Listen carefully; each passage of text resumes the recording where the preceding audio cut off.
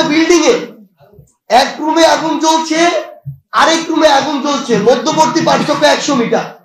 এটা কিভাবে সম্ভব? আগুন নির্দিষ্ট একটা জায়গা থেকে উৎপত্তি হয়ে ধীরে ধীরে ছড়িয়ে পড়বে, এটাই তো হওয়ার কথা ছিল। কিন্তু এমন দুইটা রুমে আগুন চলছে, যে রুমগুলো হচ্ছে এই অভ্যুত্থানের সামনে থেকে নেতৃত্ব দেয় আমাদের সহযোদ্ধারা, যারা এখন সরকারের প্রতিনিধিত্ব করছে।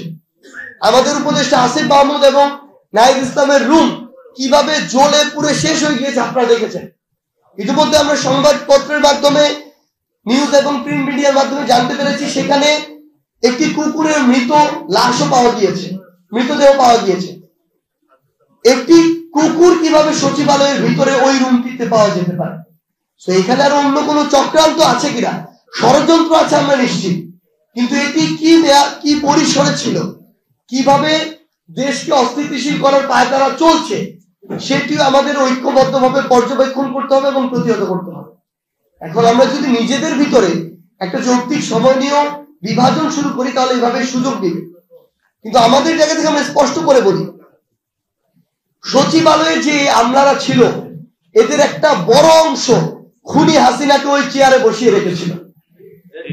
এদের একটা বড় অংশ সকল অন্যায় অপকর্মকে বিগত 16 বছর ধরে বৈধতা দিয়েছে। এদের একটা বড় অংশ বাংলাদেশের সরকারি অফিসগুলোতে খুনি হাসিনার পারিবারিক যে তন্ত্র, সেটি চালিয়েছে। আমরা আমাদের জায়গা থেকে মনে করি এই সরকারি অফিসগুলো তো দলীয় অফিস ছিল না, কিন্তু আপনি দেখবেন প্রত্যেকটা সরকারি অফিস দলীয় অফিস হয়ে গিয়েছিল। কিভাবে? রেফারেন্সের ভিত্তিতে, স্বজনপ্রীতির ভিত্তিতে, ক্ষমতার অপব্যবহারের ভিত্তিতে, ওই গোপালগঞ্জ ইজমের ভিত্তিতে, গণভবন ইজমের ভিত্তিতে। আমরা আমাদের জায়গা থেকে যে জিনিসটা মনে করি যে আমলাতন্ত্রে এতদিন ধরে আসলে বিপ্লবীরা এবং সরকারে যারা আছে তারা তাদের জায়গা থেকে অনেকটাই সুশীলতা দেখিয়েছে। এগুলো বিপ্লবের পরবর্তী সময়ে দেখা যে কোনোদিন প্রাসঙ্গিক হতে পারে না, এগুলো দেখানো, সেটির প্রমাণ হচ্ছে গতকালকের এই আগুন।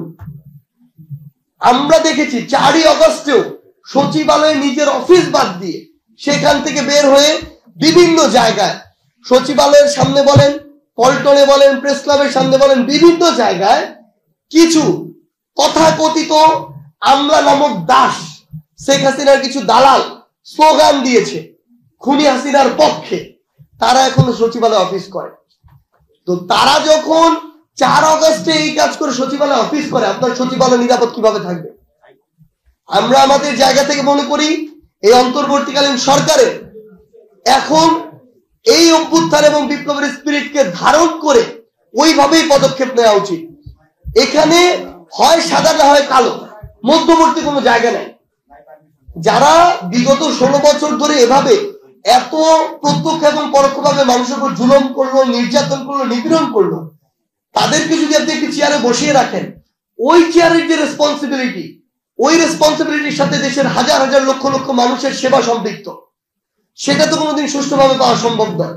এবং ওই চেয়ারগুলোকে ব্যবহার করে দেশের সচিবালয়ের ভিতরে থেকে শুরু করে পুরো দেশে বিভিন্ন বিশৃঙ্খলা এখনো হচ্ছে, অপকর্ম হচ্ছে, এখনো বিভিন্ন জায়গায় দলীয় এজেন্ডা বাস্তবায়ন হচ্ছে।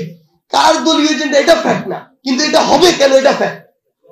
এত বড় অভ্যুত্থানের পরে তো এজেন্ডা বাস্তবায়ন হওয়ার কথা ছিল জনগণের, রাষ্ট্রের। সেখানে এখনো কেন নির্দিষ্ট কোনো গোষ্ঠী বা দলের এজেন্ডা সার্ভ হবে? আমরা এই জিনিসটিকে স্পেসিফিক করে আমরা আমাদের মধ্যে বিভাজন ক্রিয়েট করছি। স্পেসিফিক করার প্রয়োজন নেই, যে কোনো দল হতে পারে, কিন্তু এটা যদি হয় এটা সামগ্রিকভাবে দেশের মানুষের এবং রাষ্ট্রের জন্য ক্ষতিকর।